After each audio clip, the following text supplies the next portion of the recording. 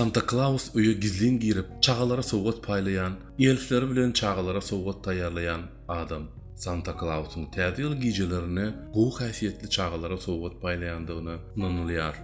Elbetde käbir döwletlerde Santa Claus'un deregine başga atlar ulanylýar.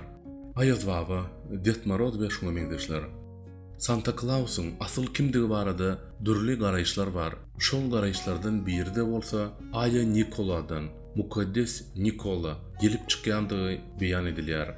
4-nji asyrda häzirki Antaliýanyň ýerlerinde ýaşandygyna inanylýan Aya Nikola dinine bagly durmuşyny dinine beren Gresiýaly ruhanydyr.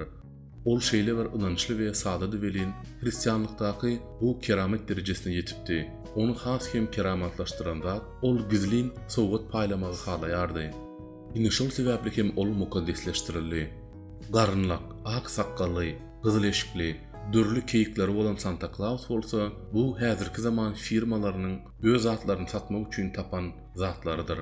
Aslında Santa Claus öz gözbaşyny pagan medeniýetlerinden, İskandinaw mifologiýasyndan alyp gaýdýar. Hristiýanlyk dogmasyndan öň paganlyk ýaýrandy. Täze din gelen soň köne däpler täze dine uygunlaşdyryldy.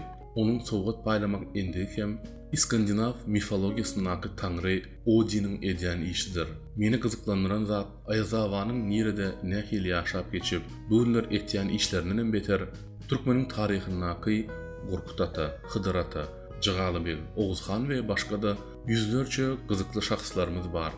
Näme üçin bizim öz şahslarymyzy şeýdip täzeden direldip, çagalara sowgat paýlayan, gyzykly gurrunlar aýdyp berýän ýa-da ýol görkezji figura edilen o.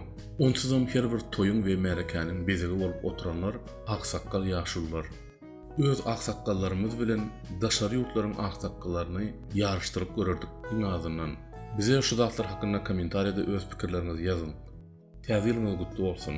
Mysal üçin men şu ýyl Santa Claus'dan üren gowy sowgat aldym. Ayaz baba size näme berdi?